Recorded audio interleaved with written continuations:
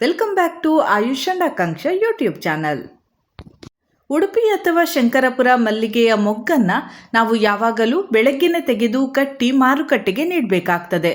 ಹಾಗೆ ಕೆಲವು ಕಡೆ ಮಾರುಕಟ್ಟೆಗೆ ಇಂತಿಷ್ಟು ಸಮಯದ ಒಳಗೆ ನೀಡಬೇಕು ಅಂತ ಹೇಳ್ತಾರೆ.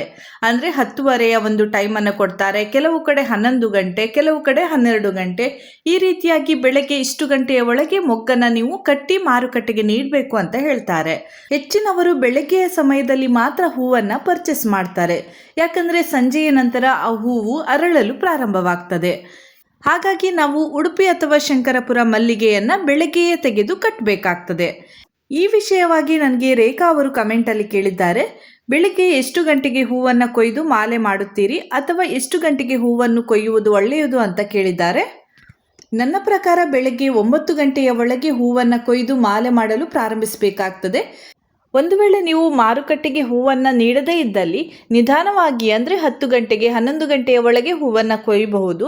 ಯಾಕಂದರೆ ಆಗ ಸ್ವಲ್ಪ ಹೂವಿನ ಗಾತ್ರ ದೊಡ್ಡದಾಗಿರ್ತದೆ, ಈಸಿಯಾಗಿ ಕಟ್ಟಬಹುದು. ಆದರೆ ಬಿಸಿಲು ತುಂಬಾ ಇರುವುದರಿಂದ ಆ ಟೈಮಲ್ಲಿ ನಿಮಗೆ ಗಾರ್ಡನ್ಗೆ ಹೋಗಿ ಹೂವನ್ನು ಕೊಯ್ಯೋದು ತುಂಬಾ ಕಷ್ಟ ಆಗ್ತದೆ.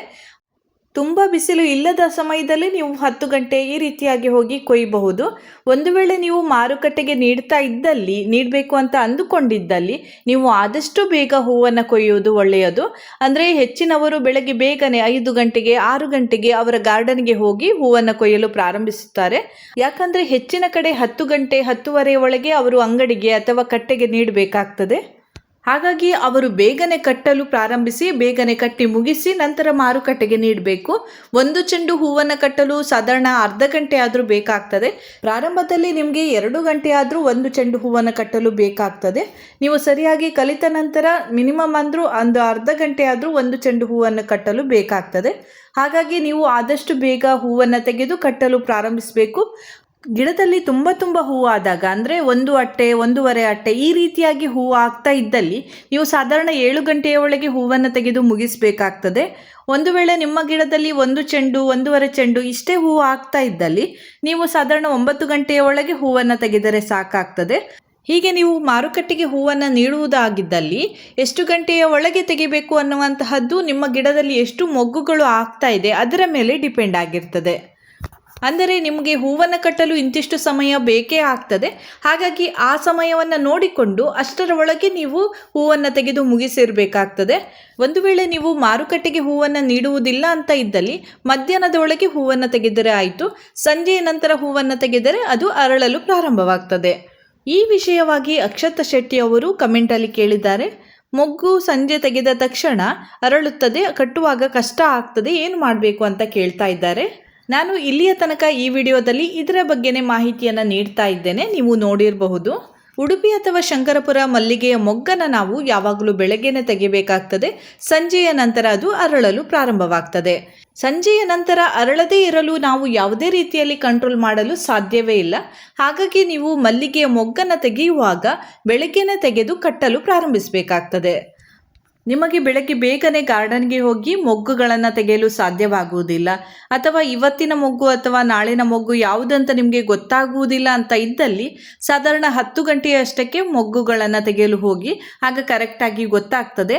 ಆದರೆ ಯಾವಾಗಲೂ ನಾವು ಸಂಜೆಯ ನಂತರ ಮೊಗ್ಗನ್ನು ತೆಗೆದು ಕಟ್ಟಲು ಹೋಗಬಾರ್ದು. ಯಾಕಂದರೆ ನೀವು ಹೇಳಿದಂತೆ ಅದು ಅರಳಲು ಪ್ರಾರಂಭವಾಗ್ತದೆ. ಅರಳಿದ ನಂತರ ನಮಗೆ ಕಟ್ಟಲು ತುಂಬಾ ಕಷ್ಟ ಆಗ್ತದೆ. ಹಾಗಾಗಿ ನಾವು ಯಾವಾಗಲೂ ಬೆಳಗ್ಗಿನ ಮೊಗ್ಗನ್ನು ತೆಗೆದು ಕಟ್ಟಬೇಕಾಗ್ತದೆ. ಒಂದು ವೇಳೆ ನಿಮಗೆ ಕಟ್ಟಲು ಸಮಯ ಇಲ್ಲ ಅಂತ ಇದ್ದಲ್ಲಿ ಆದಷ್ಟು ಬೇಗನೆ ಮೊಗ್ಗುಗಳನ್ನು ತೆಗೆದು ಒಂದು ಸ್ಟೀಲ್ ಡಬ್ಬದಲ್ಲಿ ಹಾಕಿ ಗಟ್ಟಿಯಾಗಿ ಮುಚ್ಚಿಡಿ. ಅದರೊಳಗೆ ನೀರನ್ನೆಲ್ಲ ಹಾಕಬೇಡಿ, ಡ್ರೈ ಆಗಿ ಇರಲಿ. ಅದನ್ನು ಫ್ರಿಜ್ನಲ್ಲಿ ಇಡಿ. ನಿಮಗೆ ಯಾವಾಗ ಫ್ರೀ ಇರ್ತದೆ ಆವಾಗ ತೆಗೆದು ಅದನ್ನು ನೀವು ಕಟ್ಟಬಹುದು. ಆ ರೀತಿಯಾಗಿ ಬೇಕಾದರೆ 2-3 ದಿನ ಬೇಕಾದರೂ ಕೂಡ ನೀವು ಹಾಗೇ ಇಡಬಹುದು, ಅದು ಮೊಗ್ಗಾಗೇ ಇರ್ತದೆ. ಆದರೆ ಬೆಳಗ್ಗೆ 9 ಗಂಟೆಯ ಒಳಗೆ ನೀವು ತೆಗೆದಿಡಬೇಕಾಗ್ತದೆ.